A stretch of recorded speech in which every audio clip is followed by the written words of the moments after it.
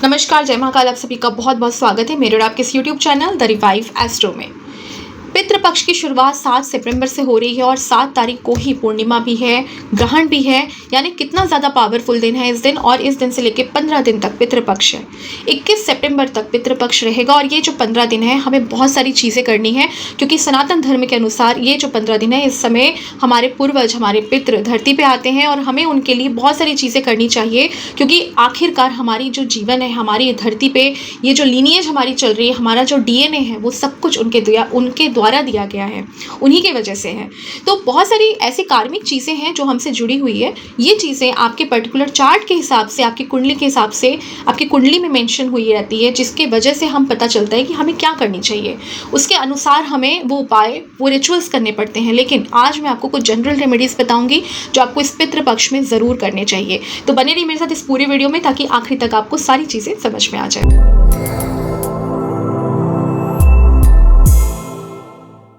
और इसके पहले अगर आपने चैनल सब्सक्राइब नहीं किया है तो ज़रूर सब्सक्राइब कर ले, क्योंकि आने वाले बहुत सारे ऐसे वीडियोज़ हैं जो आपके बहुत ज़्यादा काम के हो सकते हैं। तो चलिए बात करते हैं पितृपक्ष के बारे में। पितृपक्ष ये जो 15 दिन का समय है, इस समय माना जाता है हमारे पितृ आते हैं और हम जो भी चीज़ें डोनेट करते हैं, चाहे कपड़े हों, चाहे खाने की चीज़ें हों, वो सारी चीज़ें उन्हीं को जाती है। तो यहाँ पर सबसे इम्पॉर्टेंट चीज़ ये होती है कि हमारी कुंडली वो सारी चीज़ें बताती है कि हमारे पूर्वज कैसे थे, क्या था कार्मिक, और किस तरीके से हमें क्या करनी चाहिए उनके लिए। लेकिन यहाँ पर सबसे बड़ा डाउट ये होता है लोगों को कि अगर महिलाएं हैं, शादी हो चुकी है, तो कौन सा वाला लीनिएज माने। तो आपको मैं एक चीज़ क्लियर कर दूँ, लीनिएज आपकी वही होगी जहाँ से आप आए हैं। यानी आपकी डीएनए, आपका ब्लड कभी चेंज नहीं होगा। आपके पेरेंट्स, उनके पेरेंट्स और उनके भी पेरेंट्स, वही आपकी लीनिएज है, हमेशा वही रहेगी और उन्हीं के अनुसार आपको उपाय करना है। राहु आपके पैटर्नल यानी कि पिता के साइड के लीनिएज को दर्शाता है और केतु आपके माता यानी कि मदर के साइड के लीनिएज को दिखाता है। तो राहु और केतु जहाँ प्लेस्ड होंगे उस हिसाब से आपकी उपाय, आपकी रेमेडीज़ बनती है। सबसे इम्पॉर्टेंट चीज़ तो ये है कि हर एक इंसान की कुंडली में अपने पितरों का कुछ ना कुछ कार्मिक ज़रूर रहता है। इसी वजह से आपका दोबारा जन्म हुआ है, इसी वजह से आप इस धरती में आए हैं और आपको वो चीज़ें कार्मिक के तौर पे करके फिर जानी है। तो इसलिए ये तो अपने दिमाग से निकाल दें कि पितृ दोष रहने से ही इस टाइम पे रिचुअल्स करनी है, नहीं तो नहीं करनी। आप सभी को ये चीज़ें करनी है, इंक्लूडिंग मी ऑल्सो। हम भी इन चीज़ों को करते हैं। अगर हम जनरल रेमेडीज़ की बात करते हैं, सबसे पहली रेमेडी आपको करनी चाहिए, जो बरगद का पेड़ होता है उसमें आपको पानी, दूध और हनी, ये तीनों चीज़ें बराबर मिला के आपको चढ़ानी चाहिए और ये चीज़ें हर एक दिन करनी है। यानी पूरे 15 दिनों तक आपको ये रिचुअल ज़रूर करना चाहिए।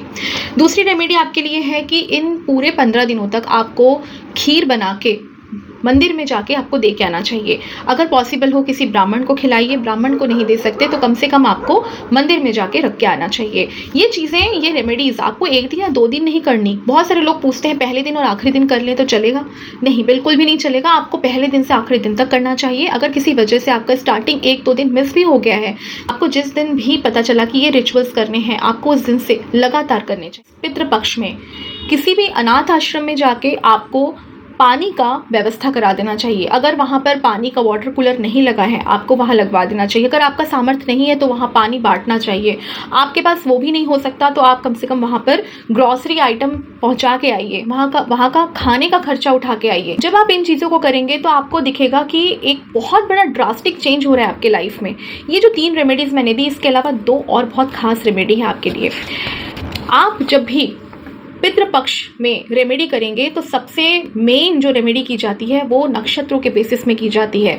राहु और केतु जहाँ बैठे हैं उन नक्षत्रों को देखा जाता है और नक्षत्रों के बेसिस में उन सब की रेमेडीज़ की जाती है। जैसे सबसे इम्पॉर्टेंट एग्जाम्पल होता है, अगर मान लीजिए राहु सैजिटेरियस यानी कि धनु राशि में है, तो ऐसे में माना जाता है कि आपके जो पूर्वज हैं उन्होंने बाय मिस्टेक हो, इंटेंशनल हो, अनइंटेंशनल हो, किसी ना किसी वे में किसी जीव की हत्या की है और जीव की हत्या करने की वजह से इनको ये कॉम्बिनेशन आज आपको कैरी फॉरवर्ड हुआ है। तो इसलिए आपकी ड्यूटी यहाँ बनती है किसी जीव को लाइफ देने का, यानी कि न्यू लाइफ जनरेट करने का। और न्यू लाइफ जनरेट करने के लिए सबसे अच्छी रेमेडी होती है कि आप पौधे लगाएं, पेड़ लगाएं। इसलिए आपको पेड़ लगाने चाहिए। लेकिन कौन सा पेड़ लगाना चाहिए ये आपकी कुंडली बताती है। आपकी कुंडली में प्लेसमेंट्स जैसा होगा, जहां राहु केतु होंगे वहां के नक्षत्र, इन सभी के बेसिस में आपके पौधों का चयन होगा। उसी पेड़ को लगाने के बाद आपको इन चीज़ों से मुक्ति मिलेगी। इन 15 दिनों में जितने बार हो सके उन पेड़ों को लगाएं और देखिए 4-5 दिनों के अंदर अंदर आपको ऐसे ऐसे रिजल्ट्स देखने को मिलेंगे जो आप सोच भी नहीं सकते हैं। मैं आखिरी रेमेडी आपको बताने वाली हूँ जो कि सबसे ज़्यादा इंपॉर्टेंट है और आखिरी दिन की जाती है और ये हम सभी को करना चाहिए। आखिरी रेमेडी है तर्पण की। तर्पण हम हिंदू परंपरा में सभी लोग करते हैं, जो भी पितृपक्ष मानते हैं वो तर्पण करते हैं। तर्पण में बहुत सारी चीज़ें पंडित जी बोलते हैं लेने के लिए। उसमें काला तिल और दूब घास सबसे इंपॉर्टेंट होता है। ये मरकरी को रिप्रेजेंट करता है।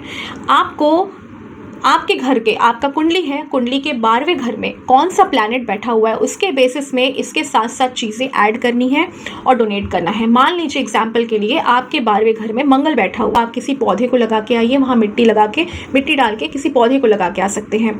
मान लीजिए आपके 12वें घर में शनि बैठा है, तो ऐसे में आपको किसी मंदिर में जाके लोहे की वस्तु डोनेट करके आनी है। जैसे कि मान लीजिए वहाँ का गेट आपने लगवाया, वहाँ की खिड़की आपने लगवा दी, वहाँ का पंखा लगा दिया, या फिर आपने वहाँ का कुछ कंस्ट्रक्शन करवा दिया। तो इस तरीके से रेमेडीज़ की जाती है। ऐसी बहुत सारी रेमेडीज़ होती है जो चार्ट टू चार्ट वेरी करती है।